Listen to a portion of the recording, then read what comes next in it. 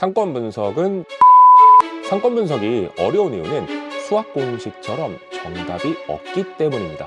내 상황, 브랜드의 성격, 투자금 수준 등 여러 요소에 따라 상권 분석의 결론이 달라집니다. 그래서 상권 분석은 늘 어렵게 느껴질 수밖에 없는데요. 네이버 카페 아프니까 사장에 대해서 상권 분석 키워드로 검색을 하게 되면요, 장사 고수와 초보 창업자들의 다양한 의견을 볼 수 있습니다. 게시판을 보면 누군가는 배우 세대가, 또 다른 누군가는 유동인구가 중요하다고 이야기합니다.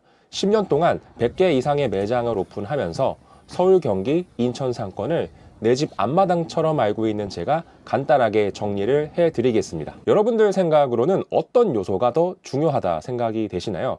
무조건 사람 많아야 된다, 배우 세대가 중요하다, 이것도 맞는 이야기입니다. 사람이 많다는 것은요, 고객이 많다는 의미죠. 이런 이유로 배우 세대가 많은 상권이 매출이 높다고들 이야기합니다. 하지만 현실에서는 배우 세대만을 기준으로 봐서는 고매출이 나오는 상가를 찾을 수가 없습니다. 상권 분석은 생각보다 훨씬 더 많은 요소를 고려해야 되기 때문이죠. 인구가 많은 곳, 사람이 많은 곳이 무조건 좋은 상권이라면요, 우리나라에서 가장 좋은 상권은 강남일 겁니다. 실제로 강남은 주 7일 동안 낮과 밤을 가리지 않고 주거 배우 세대, 오피스, 외부 유입 고객들로서 붐비는 최고의 상권이죠.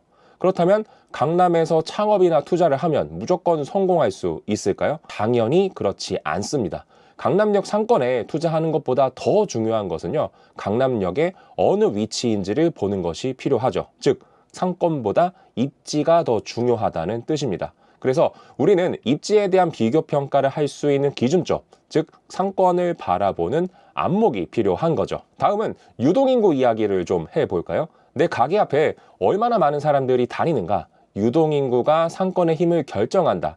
이것도 맞는 이야기입니다. 실제로 올리브영과 같은 헬스앤뷰티 브랜드, SK, KT, LG텔레콤과 같은 통신사 대리점의 상권 분석을 할 때는 가게 앞에, 상가 앞에 얼마나 많은 유동인구가 다니는지를 가장 중요한 요소로 판단합니다.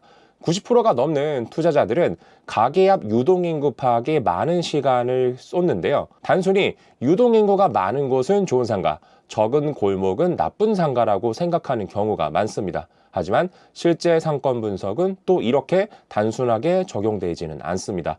얼마나 많은 사람들이 있는지, 그리고 그 사람들이 어디에서 소비하는지를 봐야 됩니다. 단순히 건물 앞에 유동인구를 보는 것이 아니라 지역 전체를 두고 사람들이 돈을 어디에서 소비하는지, 돈의 흐름을 찾는 것이 가장 중요합니다. 그런데 창업을 위해서 발품 다니는 사람들과 이야기를 하다 보면은요, 이 부분을 제대로 이해하지 못하고 절반짜리 상권 분석을 하는 경우가 정말로 많습니다. 제가 진행하는 상권 분석 정규 과정에서는요, 이런 잘못된 상권 분석을 바로잡는 피드백을 가장 중요하게 생각을 합니다.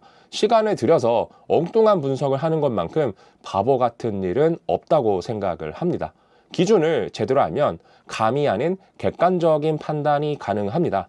상권 분석은 어려워서 못하는 것이 아니라 결국 우리가 제대로 된 기준을 모르기 때문에 못하는 겁니다. 저는 취미로 핸드드립 커피를 한 2년 정도 배운 적이 있는데요.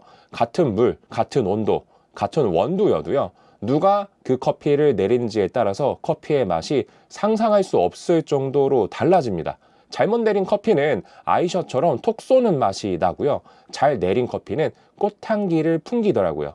똑같은 원두도 누가 어떻게 내리는지에 따라서 전혀 다른 결과물이 나옵니다. 저는 상권 분석도 비슷하다고 생각을 해요.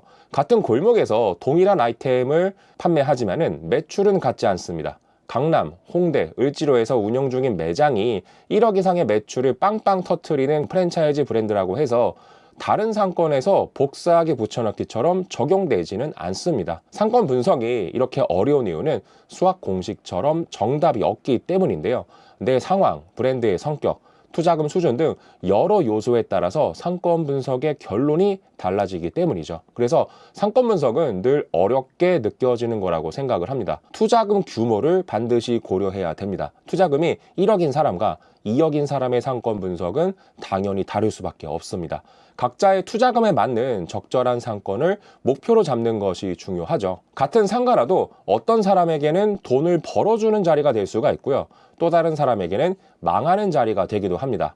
같은 부동산이라도 사업 콘텐츠와 컨셉에 따라서 전혀 다른 결과물이 나올 수 있다는 점을 우리가 알고 있어야 됩니다. 정답이 있다면 단순히 공부하면 되지만 각각의 경우마다 결과가 다르게 나타나기 때문에 상권을 쉽게 파악하기가 어렵죠. 이런 경우 가장 좋은 학습법은 어떤 걸까요? 바로 케이스 스터디입니다. 상권 분석 사례, 지역 상권 분석, 그리고 컨텐츠와 관련된 이야기와 같이 다양한 사례를 통해서 상권을 보는 안목을 키울 수가 있습니다.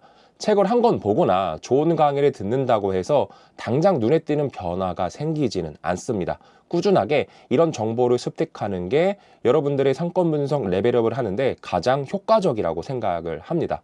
부자창업 스쿨에서는 매월 1회 상권 분석 비밀 세미나를 운영하고 있는데요.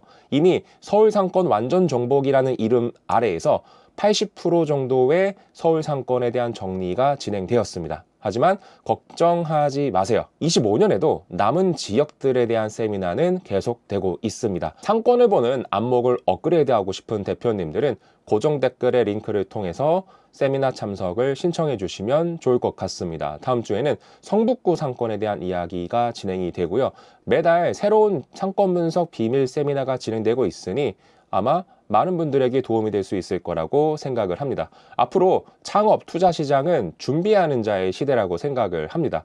시작이 다른 창업과 투자를 하고 싶다면 2025년은 부자 창업 스쿨과 함께 하시면 좋을 것 같습니다.